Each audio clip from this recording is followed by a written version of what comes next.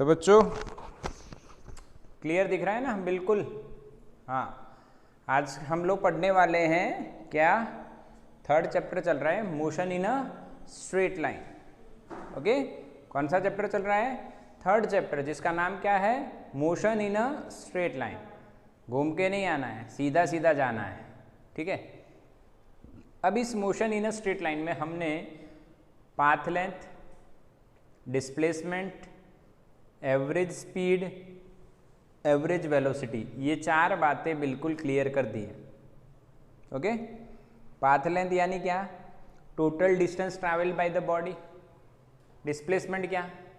Difference in the position, final minus initial. हाँ, and speed क्या है? Path length upon time interval. Velocity क्या है? Displacement upon time interval. ये चार बातें हमने क्लियर कर दी है। और लास्ट लेक्चर में तो हमने बहुत सारे वेलोसिटी और स्पीड के सम्स भी गिने थे। अब हम क्या बात करने वाले हैं आज के लेक्चर में? आज के लेक्चर में हम लोग 3.4 जो हमारा टॉपिक है उसकी बात करने वाले हैं, और उस टॉपिक का नाम है बच्चों इंस्टेंटेनियस स्पीड और वेलोसिटी एंड इंस्टेंटेनियस स्पीड। ये है हमारा टॉपिक का नाम, instantaneous velocity and instantaneous speed. अब ये टॉपिक के नाम पे से आपको पता चलना चाहिए कि आपको वेलोसिटी और स्पीड की बात करनी है। ये तो बिल्कुल इजी है कि भाई हाँ, इस टॉपिक में भी हम क्या बात करने वाले हैं? वेलोसिटी एंड स्पीड की। चलो वेलोसिटी का इक्वेशन बताओ पहले। तो हमने अभी तक क्या पढ़ा हुआ है वेलोसिटी के बारे में? भाई मैंने लिखा अगर एवरेज वेलोसिटी, तो आप मेरे को बोलोगे सर v एवरेज में यानी बार कर दो, फिर delta x upon delta t। ये आप मेरे को तुरंत बता दोगे कि हाँ सर ये है एवरेज, ठीक है। यानी एवरेज तो समझ में आ गया। अब मेरी बात समझना बच्चों, एक ग्राफ मैं आपको बताता हूं। ये x वर्सेस t का ग्राफ अगर मैं ड्रॉ करता हूं, ध्यान से समझना। तो मैं ओरिजिन पे से निकल रहा हूं। अब मैं घर से निकला हूं, ठीक है। रास्ता बिल्कुल क्लियर है, तो मेरी स्पीड बढ़ेगी बिल्कुल। तो मेरा ओरिजिन से यानी घर से डिस्टेंस बढ़ेगा। पर उस रास्ते में मान लो अगर ट्रैफिक जैम हुआ तो मेरी वेलोसिटी कितनी हो सकती है? 0 भी हो सकती है। अगर थोड़ा ट्रैफिक हुआ तो मैक्सिमम से कम और 0 से ज़्यादा हो सकती है, मीडियम, यानी कुछ भी हो सकती है। यानी velocity from initial to final position तक जाते जाते कई बार अप डाउन 0 कुछ भी हो सकती है। That's why we are taking average velocity. बोलो क्लियर कि नहीं? एवरेज वेलोसिटी का एवरेज लेते क्यों हैं? समझ में आया? ये बात क्लियर है। बट कई बार क्या है, ये आगे थोड़ा सा कंसेप्ट लेके जाएं तो मैं आपको एक सिंपल कंसेप्ट बताऊं कि आप आपके घर से निकलोगे गाड़ी लेके, तो एकदम आराम से निकलोगे। घर से निकले तो ऐसे जोर से, नहीं तो पापा वापस बुला के चल रहने दे गाड़ी, ला चाबी रहने दे, क्योंकि उनको डर लगता है कुछ हो जाए तो। पर घर से तो आप आराम से निकले, धीरे धीरे धीरे धीरे। फिर आगे जाके दोस्तों के साथ मिले और जोश आ गया, चलो तो वो लगाई आपने, एकदम ज़बरदस्त स्पीड लगाई। फिर आप वहाँ से यानी इस स्पीड से, हाई स्पीड से जा रहे थे, और आपके आपके पापा के फ्रेंड की शॉप थी। आपके पापा के फ्रेंड की शॉप थी। आप वहाँ से निकले, वो कुछ ड्यूरेशन में ही आपने स्पीड बढ़ाई थी, फिर कम कर दी थी थोड़ी देर। पर उस शॉप के सामने से जब आप निकले उस टाइम पे आपकी स्पीड बहुत ज़्यादा थी, और पापा के फ्रेंड आपको पहचान गए, तो उन्होंने क्या किया? पापा को कॉल किया, भाई तारो छोकरो, भाई तेरा लड़का इतनी स्पीड से जा रहा है, ऐसा ना?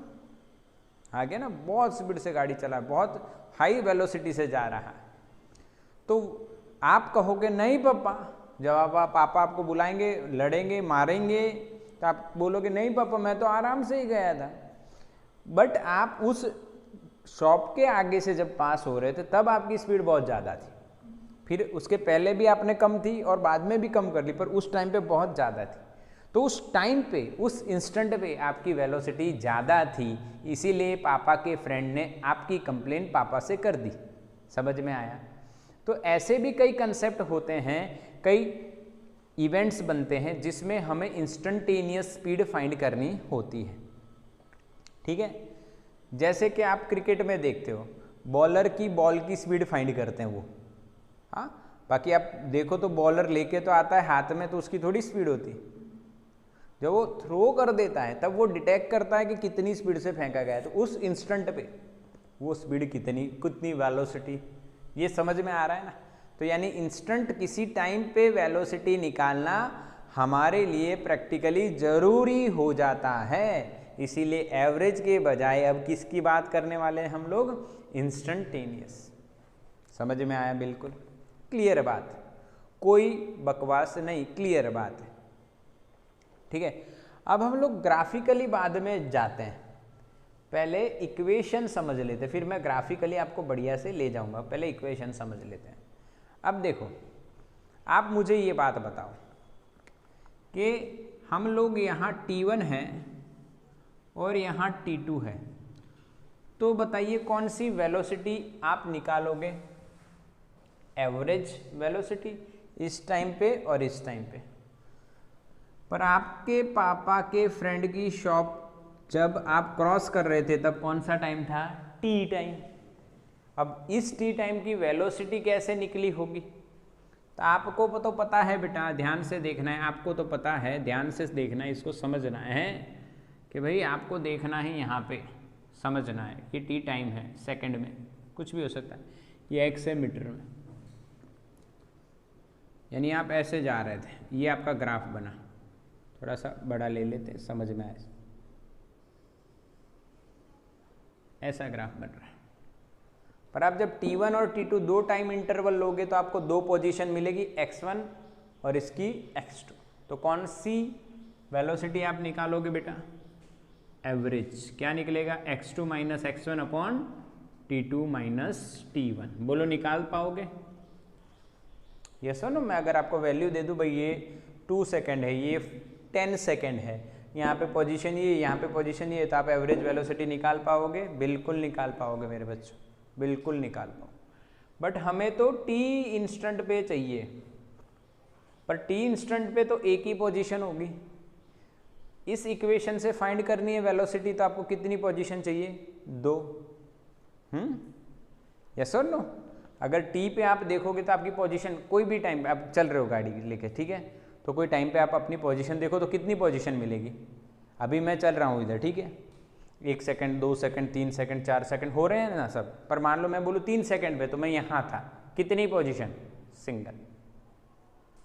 ठीक है, तो सिंगल पोजीशन पे ये इक्वेशन लगता नहीं है, ये इक्वेशन लगता नहीं है। तो क्या करेंगे? तो हम थोड़ा सा सोचे, हमने क्या करा, इस टाइम पे पहुंचने के लिए मैंने नया टाइम इंटरवल बनाया। अब इसके बजाय हमने T1 इसको ले लिया और T2 इसको ले लिया। जो टाइम इंटरवल था डेल्टा T, उसको बड़ा किया या छोटा किया? छोटा किया। समझ रहे हो ना? यस, बिल्कुल, तो छोटा किया। तो अभी भी 2 टाइम है, तो कौन सी? एवरेज मिलेगी, पर मिलेगी सही वेलोसिटी आपको। फिर ऐसे ऐसे करते करते टी टाइम पे पहुंचना है, तो आप T1 और T2 को T के एकदम नज़दीक ले लो, बहुत ही नज़दीक ले लो, बहुत ही नज़दीक ले लो। तो आप कौन से टाइम पे पहुंच गए बेटा? T टाइम पे, पर उसके बहुत नज़दीक। एग्जैक्टली T तो नहीं ले सकते। क्यों नहीं ले सकते? क्योंकि हमारे पास यहाँ पे इक्वेशन क्या है? T2 minus T1। अगर आपने दो पोजीशन के बजाय एक ही टाइम लिया और एक ही पोजीशन हुई, तो कैसे अप्लाई करोगे? दूसरी पोजीशन कहाँ से लाओगे?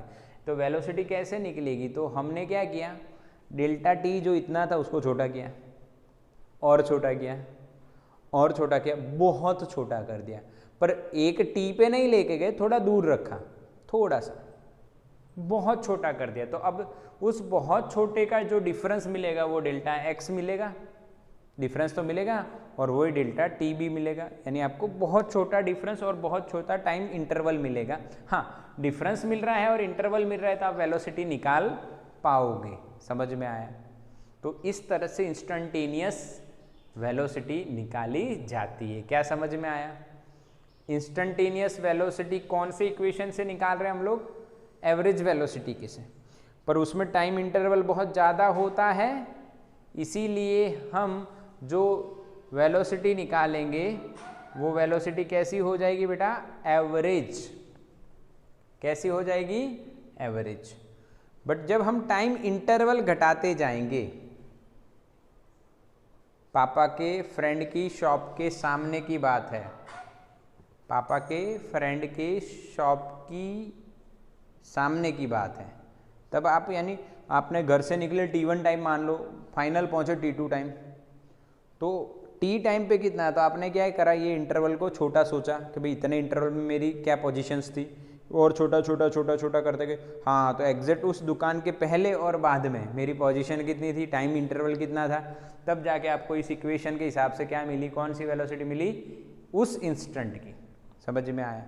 तो आपको ये बात नोट कर ली है, if you want to find out instantaneous velocity from the average velocity, then what you have to do, you have to make the time interval very very small, then you will get instantaneous velocity। समझ में आया? लिख लो, ये लिखो सब लोग। if you want to obtain instantaneous velocity, then you have to take time interval very very small। Time interval बहुत छोटा लेना पड़ेगा, तभी आपको कौन सी वेलोसिटी मिलेगी बेटा? Instantaneous velocity. हाँ, if you want to obtain instantaneous velocity from the average velocity, or only you want to obtain instantaneous velocity, then you have to take time interval very very small। समझ में आया बच्चों? Clear हुआ कि नहीं? Time interval को बहुत छोटा लेना है, तो आप कौन सी जगह पहुंच गए? इंस्टेंट पे पहुंच गए। उस इंस्टेंट पे आपको क्या मिल जाएगा? Instantaneous velocity. चलिए, अब बच्चों इंस्टेंटेनियस वेलोसिटी अगर लिखी जाए तो क्या लिखते हैं हम लोग? देखो, एवरेज का साइन जो है उसको हटा देते हैं। पहली बात तो ये, एवरेज का साइन जो है हटा देते हैं, ठीक है? इक्वल्स टू, इक्वेशन तो यही है क्योंकि हमें डिफरेंस तो चाहिए ही, वेलोसिटी का इक्वेशन तो यही है, ठीक है? बट उसमें टाइम इंटरवल कैसा करना है? Very very small. समझ में आया? टाइम इंटरवल कैसा करना है? Very very small. तो इसके लिए मैथमेटिकल फंक्शन आता है क्या, जिसको हम बोलते हैं लिमिट। कौन सा फंक्शन बोलते हैं? लिमिट फंक्शन बोलते हैं। और उस लिमिट को हम लिखते हैं डेल्टा टी टेंस टू 0। इसका मतलब क्या हुआ? इसका मतलब क्या हुआ? Delta t is very small, very very, और सिंपल वेरी लिखो चलेगा, very small, but not equals to 0। ये खास आपको याद रखना है। डेल्टा टी टेंस टू 0 का मतलब क्या होता है? बहुत छोटा, 0 के नज़दीक, पर 0 नहीं। जैसे एक मैं डेल्टा टी आपको देता हूँ, यहाँ पे देखो, ये मैंने डेल्टा टी लिखा, ये लिखा मैंने 5 सेकेंड, तो क्या ये बहुत छोटा है? नहीं। पर इसकी जगह अगर मैं ये टाइम इंटरवल ले लूँ 0.001 सेकेंड, तो क्या इसके लिए हम ये कह सकते हैं delta t is very small but not equals to 0? हाँ, अप्रोक्सीमेटली 0 कह सकते हो, इसको क्या बोल सकते हो आप, approximately 0 but not equals to 0। बोलो समझ में आया कि नहीं बच्चों? यस। तो यहाँ पे आपको लिमिट के फंक्शन की डिटेलिंग नहीं करनी है। Again I am saying that कि आपको डिटेलिंग नहीं करनी है, बस इतना सा ही आपको याद रखना है फॉर बायोलॉजी स्टूडेंट्स। मैथ्स वालों को लिमिट ऑटोमेटिकली मैथ्स में आ जाएगा, उसका पूरा चैप्टर आएगा, लिमिट एंड फंक्शंस ऐसा कुछ चैप्टर का नाम है, लिमिट्स एंड फंक्शंस ऐसा कोई चैप्टर आएगा, वो उसमें पूरा पढ़ना है। पर हमें यहाँ पे इतना समझना है limit delta t tends to 0 क्यों लिया, because we want to achieve instantaneous velocity. For that what we have to do, we have to decrease the time interval, decrease the time interval. मुझे यहाँ पे पहुँचना है तो मुझे क्या करना पड़ेगा, टाइम इंटरवल को कम करना पड़ेगा, सिंपल। तो यहाँ पे लिखा जाएगा बेटा हमने इसमें क्या किया है, लिमिट डेल्टा टी को 0 लिया है इस इक्वेशन में, तभी जाके ये कौन सी वेलोसिटी बनी बच्चों, इंस्टेंटेनियस वेलोसिटी। क्लियर? ओके, बिल्कुल समझ में आया? यस, बिल्कुल समझ में आया। अब इधर देखो, limit delta t tends to 0 हमने लिखा, यहाँ पे delta x by delta t हमने लिखा। अब ये जो फंक्शन होता है इसको रिप्रेजेंट करने की एक और मेथड होती है, directly we can represent like this. क्यों? इसका यानी इसका मतलब क्या है, देखो समझो, डेल्टा टी बहुत छोटा है और पोजीशन चेंज हो रही है, तो छोटे छोटे टाइम इंटरवल के लिए पोजीशन कंटिन्यूसली चेंज हो रही है। इतना सा टाइम इंटरवल आपने लिया, मान लो ये वाला, तो यहाँ पे पोजीशन अलग है, यहाँ पे अलग है, यहाँ पे अलग, यानी कंटिन्यूसली पोजीशन क्या हो रही है, चेंज। तो इस कंटिन्यूसली चेंज पोजीशन के कारण हम लोग इस फंक्शन को कैसे रिप्रेजेंट कर रहे हैं इन मैथमेटिक्स। अगेन ये 2 स्टेप मैथ्स की हैं बेटा, इसमें जरा भी डरना नहीं है, इसको याद रखना है। अब इसको लिखा जाएगा बेटा dx बाई dt। अब ये क्या हुआ, देखो समझो मेरी बात, delta x by delta t change in position, small change in position, small change in time interval, but अगर उसको limit delta t tends to 0 कर दे, इसका मतलब क्या होगा, टाइम स्मॉल चेंज की जगह वेरी स्मॉल हो गया, और डेल्टा एक्स स्मॉल चेंज की जगह वेरी स्मॉल हो गया। और मैथ्स में जो वेरी स्मॉल होता है या वेरी वेरी स्मॉल होता है, उसको डिनोट करने के लिए हम लोग डेल्टा की जगह क्या यूज करते हैं, dx। तो dx का मतलब क्या लिखा जाएगा, small, very small change in position. क्या मेरे बच्चों को समझ में आ रहा है? What is delta x, small change in position और चेंज इन पोजीशन, और dt क्या हो गया, very small change in time. Time change हो रहा है ना, 1 2 3 सेकेंड ऐसे, तो ये बहुत छोटा। बोलो क्लियर हुआ कि नहीं हुआ? क्या ये यही दोनों सेम हुए कि नहीं बच्चों? ये देखो और ये देखो, क्या दोनों सेम है? हाँ, अगर ये लिखा हो तो इसका मतलब क्या यही है, यस और नो? यानी ये मैथ्स का एक तरीके का लिखना, ये दूसरी, जैसे कि आप लिखते थे बेटा 5 इंटू 2, क्या बोलोगे बताओ, व्हाट इज 5 इंटू 2? 10। पर मैंने इसकी जगह ऐसे लिखा था 5 2, आंसर क्या आएगा, 10 ही आएगा। तो ये और ये दोनों है क्या, मल्टीप्लीकेशन, यस और नो? उसी तरह इसका जो limit delta t tends to 0, delta x by delta t, उसी का मीनिंग क्या है, dx बाई dt।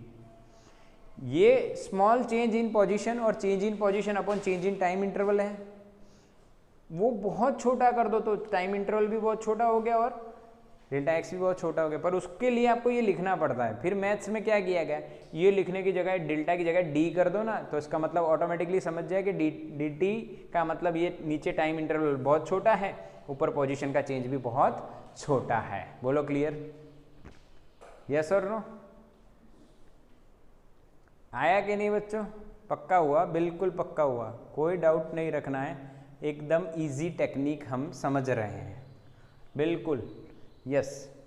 इसका स्क्रीनशॉट लो लो, फिर हम आगे चलते हैं। देखो स्क्रीनशॉट ले लो फटाफट,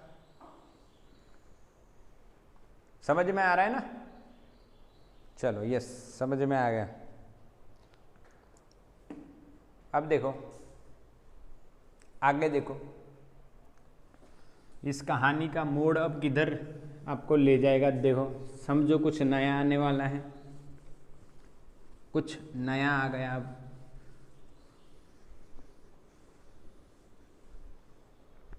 यहाँ पे आपको समझना है कि ये जो dx बाई dt होता है बेटा, ये जो dx बाई dt होता है, इसको हम क्या लिख सकते हैं? ध्यान से देखो, क्या हम इसको ऐसे कह सकते हैं, ये एक रेट है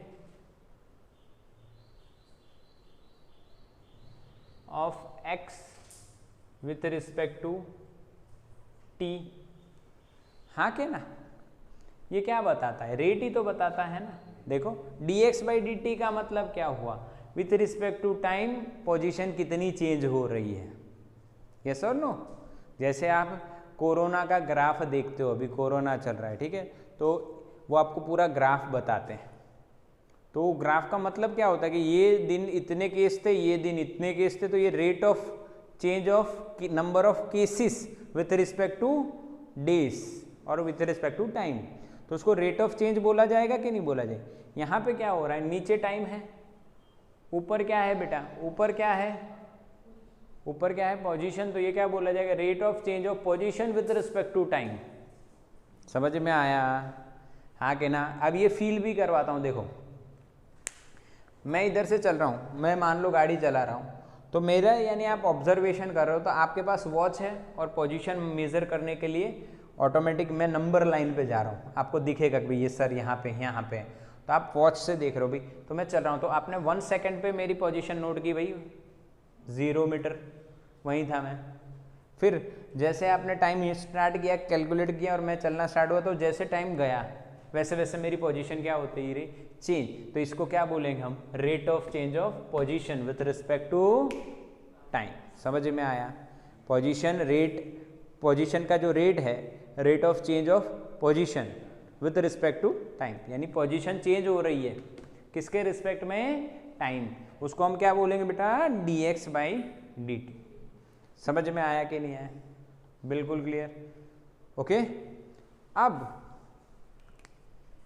इसका एक और नाम है, इसका एक और नाम है, इसको बोला गया है मैथमेटिक्स में एक और अलग नाम से बोलते हैं। इसको क्या बोला गया है? ध्यान से देखना, डिफरेंशिएशन।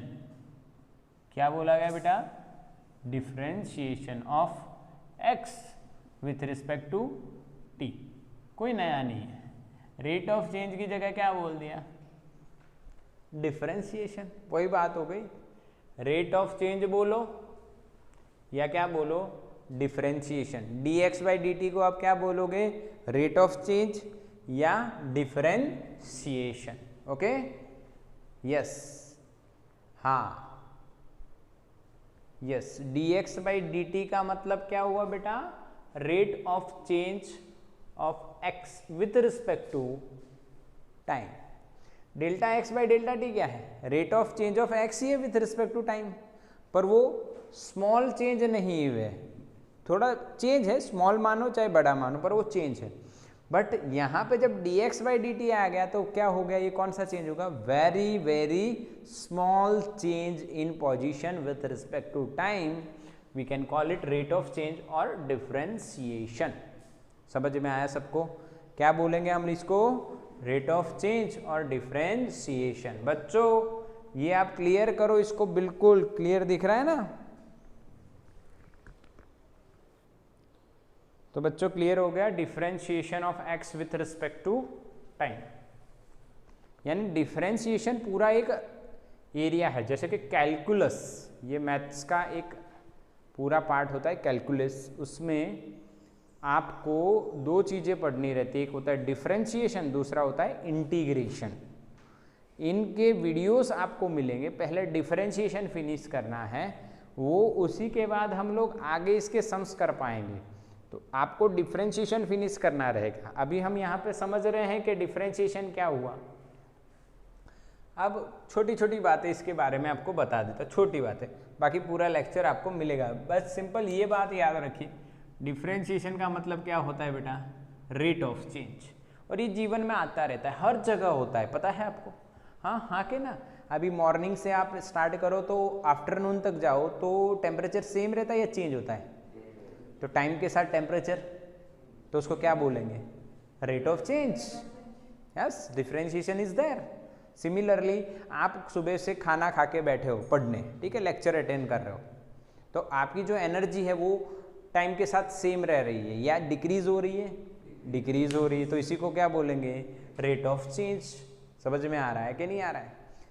ऐसे हर चीज़, कोई भी चीज़ में ज़्यादा से ज़्यादा आपको ये देखने को मिल जाएगा कि क्योंकि कोई भी यहाँ पे आप देखो, कुछ भी चीज़ होती है जो कांस्टेंट नहीं होती है, उसका रेट ऑफ चेंज होता है। जैसे कि एक एग्जांपल आपको दे देता हूँ, सिंपल आपको समझ में आ जाएगा जल्दी से। आपने अभी बारिश का मौसम है तो एक पौधा उगाया, हाँ, प्लांटेशन किया, एक पौधा आपने उगाया, तो क्या उसका रेट ऑफ चेंज ज़्यादा है या कम है? हाइट बढ़ने का कम है ना, हाँ के ना, क्योंकि वो एक दूसरे दिन इतना बड़ा थोड़ी हो जाएगा, धीरे धीरे बढ़ेगा। यस सर, सिमिलरली आपकी हाइट भी सेम होती है ना, कि धीरे धीरे बढ़ती है, यानी रेट ऑफ चेंज होता है, कई बार धीरे होता है, कई बार ज़्यादा होता है। एक और एग्जांपल देता हूँ मैं, हम दो बाइक का एग्जांपल लेते हैं। एक हमारी स्प्लेंडर है, हाँ, हीरो की आती है स्प्लेंडर बाइक, और दूसरी BMW की है जो बहुत फास्ट भागती है। तो दोनों को एक जगह से दूसरी जगह ले जा रहे हैं, तो कौन पहले पहुंचेगी? क्योंकि उसका rate of change of position with respect to time ज़्यादा है, स्प्लेंडर का rate of change with respect to time कम है। तो आता है कि नहीं प्रैक्टिकली, ये rate of change is very important thing. इसीलिए इसका पूरा एक वीडियो आपको मिलने वाला है जिसको हम डिफरेंशिएशन बोलेंगे। इसके बारे में थोड़ी सी ये एक और बात मैं आपको बताता हूँ भाई, dx/dt को बेटा हम लोग x के ऊपर एक बिंदी लिख सकते हैं, यानी ये क्या इंडिकेट कर रहा है, वन टाइम डिफरेंशिएशन, और we can say first order.